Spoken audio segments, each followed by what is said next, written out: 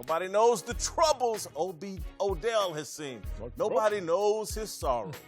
OBJ is persecuted. Don't you see him up there on that cross? No, look closer. He's there. There is no more exalted status among brand-conscious, attention-obsessed celebrities than victimhood. OBJ is just another Juicy Smollett, thirsty for victimhood by any means necessary. Don't be surprised when he claims NFL defensive backs wearing MAGA hats are using ropes to slow down his pass routes. Just an old man. I can't relate to this loud niche of candy-ass athletes who spend all day whining about how unfair life is. Damn. They're playing a kid's game for millions of dollars. They're standing on the shoulders of a generation of Americans who made real sacrifices and endured legitimate indignities, and they're building their brands by pretending to fight injustice. It's a disgrace. It's unmanly. Make men men again. Can we do that? Can I start that movement? MMMA. Make men men again. That's what I hope this whole Jay-Z to the NFL leads to. That's what I hope Jay-Z meant when he said we've moved past kneeling. It's time for men to get off their knees, stop looking for their inner victimhood, and take care of their families and build their communities. My senior year of high school, I lived in a one-bedroom, 400-square-foot apartment with my father. He made $250 a week plus tips as a bartender. I don't ever remember hearing him complain, not once. Hell, my mother, when she complained, she only did it after she pulled a double shift at her factory job. I can't take OBJ. It's too much whining for me. All right, Marcellus. Yes. Get us started here as Odell to attention star. Can I just say candy ass like you just did? That was so beautiful. Candy ass. I'm with you, Odell. I got your back, big dog. Because once again, the NFL got caught slipping with their pants down. Y'all remember this summer, it happened also with AB in the helmet saga. Yeah, and AB, we killed the messenger and didn't listen to the message. And y'all saw the message loud and clear this weekend. Did y'all see Eric Weddle's brains hanging out, getting kicked in the head with these new helmets? He was bleeding. Did you see Joe Staley when he said, I was with you, AB? When I changed helmets, I broke my nose immediately the next game and went back to my old helmet.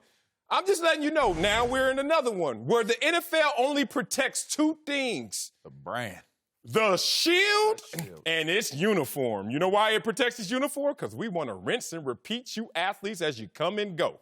So now you telling me the NFL that has a uniform police. We know about this guy who used to walk around. He's on the payroll. I think he gets 6 figures. And he walks around before every game and he buddies you up. What's up, big dog? How you doing? Then you I get that mail. I need an inch on them socks right there. All right, big dog. You see those cleats right there? Take that spat off. I'll put one on. You know, we remember this guy.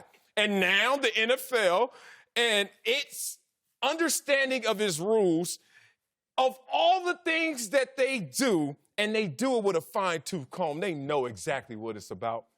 They get caught.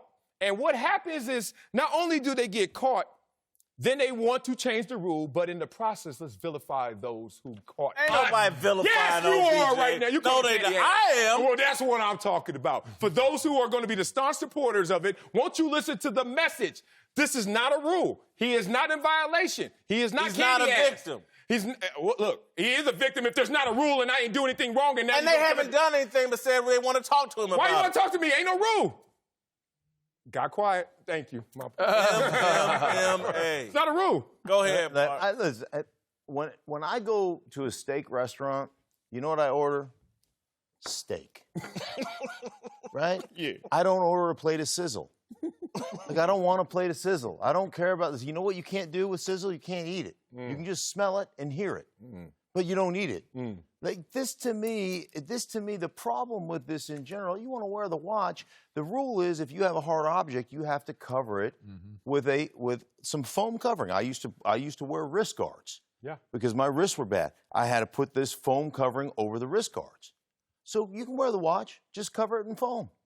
And we're good. But well, wait, you're not going to cover it in foam. But it's not hard. It's plastic. He beat the rule with the way the material of the watch. My wrist guards were plastic. Plastic is hard. Yeah. This is plastic. So I'm just saying. Pretty freaking hard. Is that what the purpose of being an NFL player is? Going through the rule book and trying to figure out ways I can beat the rules? But let me just finish really quick. Yeah, let me just finish really quick. The issue is, are you worried about winning games? Or are you worried about looking stylish? Get him. While you're playing. I'm going to get him. Go ahead. Some people made livings and may have even made it into the Hall of Fame beating rules. We'll start there. So some guys have beat the rule book in the National Football League. Well, if he were taking PEDs, I'd applaud it. We'll leave that there. We'll leave that one there. That ain't the only way. The question is OBJ too attention starved? He's not too attention starved. I'll disagree and say no, he's not too attention starved. Is winning important to OBJ? Yes, because winning is a part of building his brand. Bingo. So he's not overlooking winning on Sundays and winning games. OBJ wants to win because OBJ ultimately understands that winning is good for business. And even if that business is OBJ business, it's still good for business. And I look at this situation with OBJ, and I take a little bit of a different approach on it. It's not that he's trying to compete for the attention of what's going on. He's going through withdrawal, all right? There's withdrawal. And I'll tell you what the withdrawal is. I played in D.C., and D.C., for me, when I was back then, that was a heck of a market to play in. But it wasn't New York.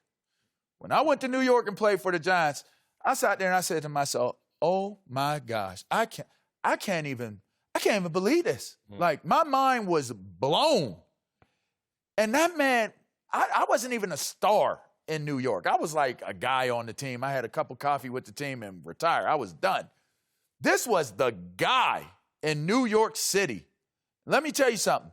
Maybe he didn't realize it when he took the deal and, I got to get up out of here and this, that, and the other. And, this is a great situation going to Cleveland. He's going through withdrawal.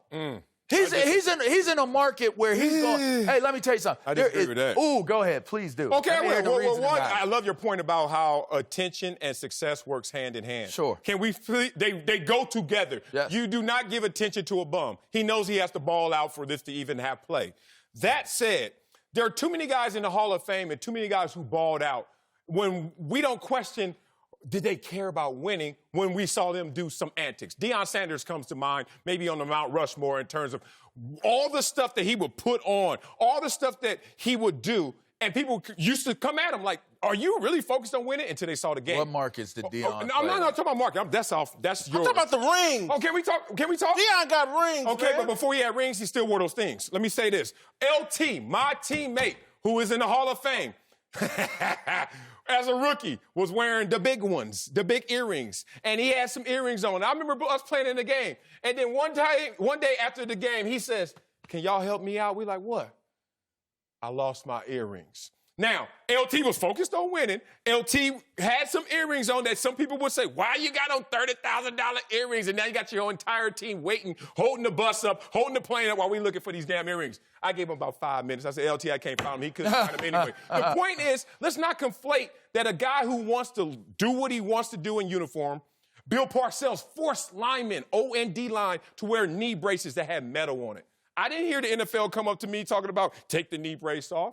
But now we're going to get to OBJ and do a little clout chasing because he caught you with your pants down, and now we're going to make a big issue. He did it. He wore the watch. He did it. He knew that's a rule breaker. He knew that it would get attention. Let's not skip over that part of it. He knew that wearing a watch was going to get attention. Why else would have won a $50 watch? Why else are you going to keep? Why do we keep stating the price figure of the watch? That's amazing branding for one. That's whatever you want to call it. That's amazing branding. That every single time we mention the watch, we mention how much it costs first and foremost. But secondly, I still got to revisit the whole market, and because the reality of why this is being pushed the way that it's being pushed, right? How many Hall of Famers come out of Cleveland? How many Hall of Famers? Who is the most memorable player that came from Cleveland? Jim Brown is the first name that you're going to throw out there. Yeah. Jim Brown. How many generations of football players have come since Jim Brown?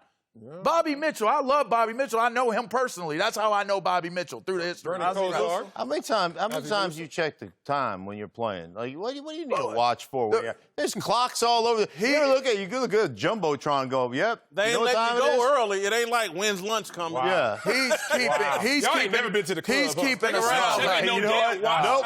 You still got it on. Thanks for watching. Subscribe here to get the latest from the show.